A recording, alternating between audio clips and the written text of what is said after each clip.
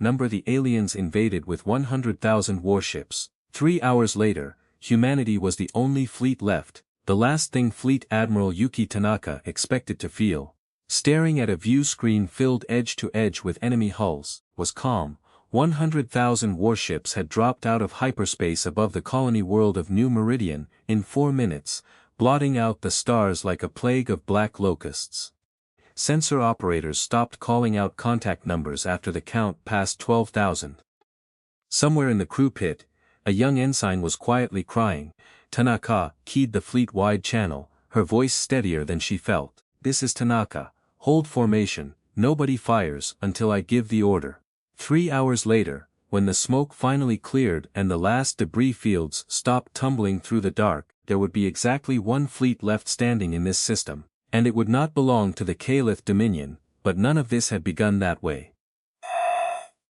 6 months earlier, Ambassador Vareth Nalcor of the Kaelith Dominion had never encountered a species quite like the humans, and that should have worried him more than it did. The Dominion had catalogued 11,000 sapient species in 9,000 years of expansion. Everyone had followed the same arc upon first meeting a Kaelith warfleet. Awe, terror, submission. A single Kaelith dreadnought could reduce a planet's crust to slag within a day. Resistance, by any sane calculation, was pointless, so when the small delegation from a world called Earth sat across the table and smiled at him, Vareth found the expression genuinely difficult to translate.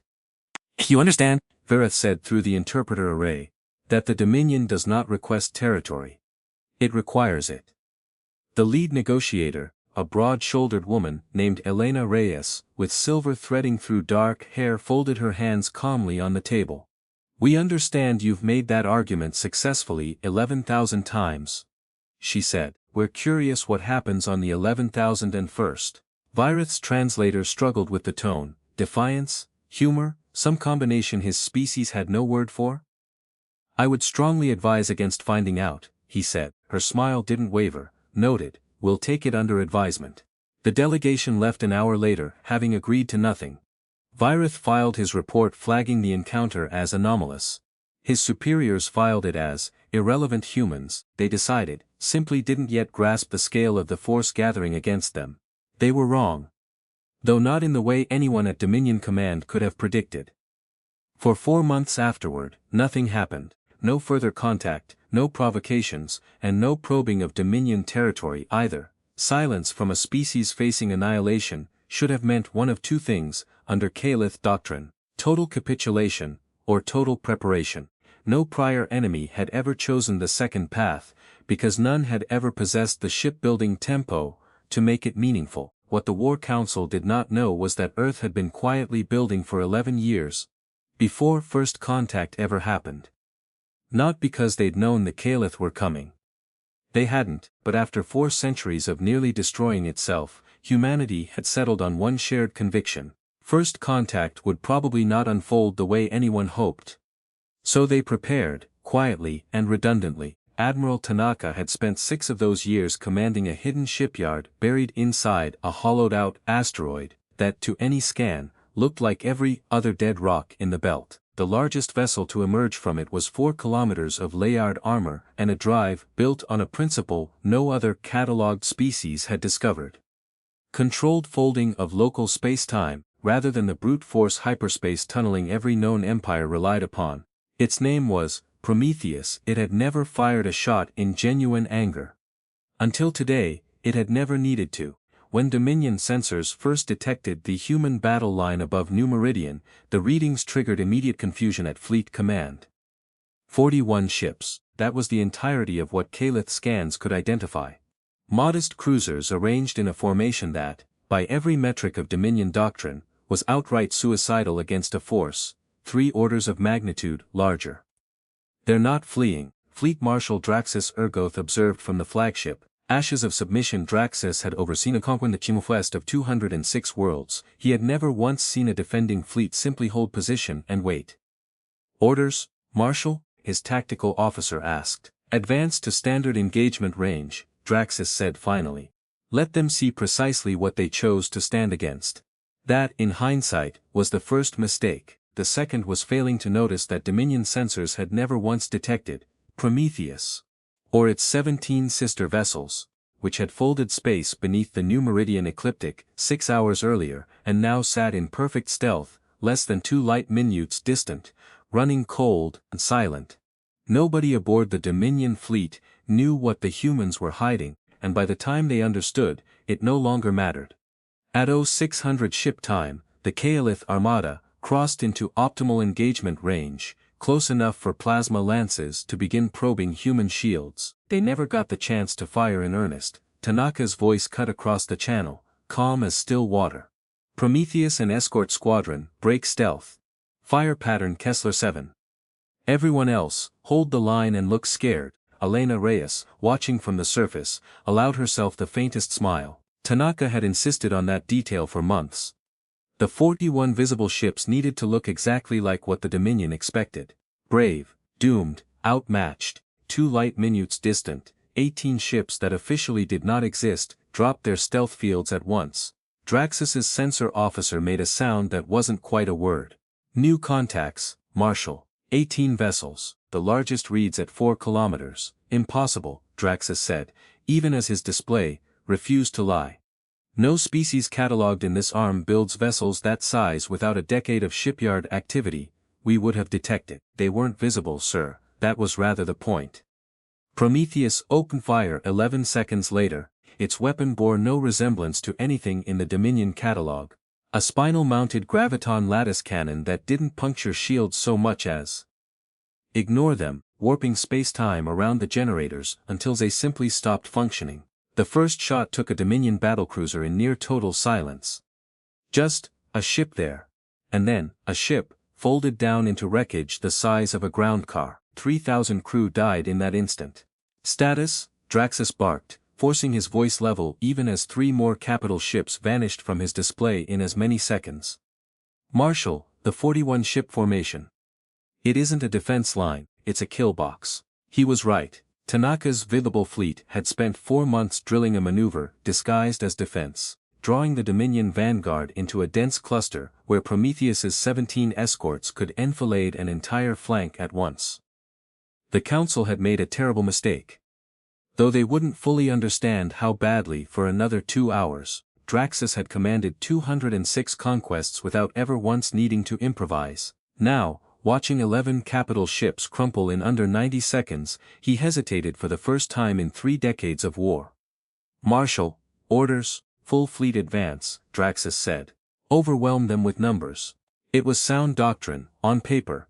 It assumed a defender would either flee or fight conventionally. Humanity had done neither.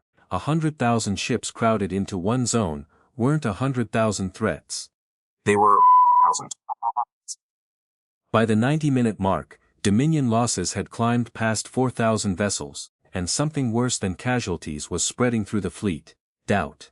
Kaelith warriors were bred for one psychological state in battle: absolute confidence, reinforced by 9,000 years of unbroken victory. That confidence was failing now. Ship by ship, aboard the destroyer, Talon of Zareth, T-Weapons Officer Ketsara watched a small human cruiser take fire from 6 vessels at once, its shields flaring white-hot, clearly failing, and then it didn't fail. Its shields recalibrated mid-barrage, some adaptive frequency shift Kaelith sensors had never catalogued, and it kept fighting.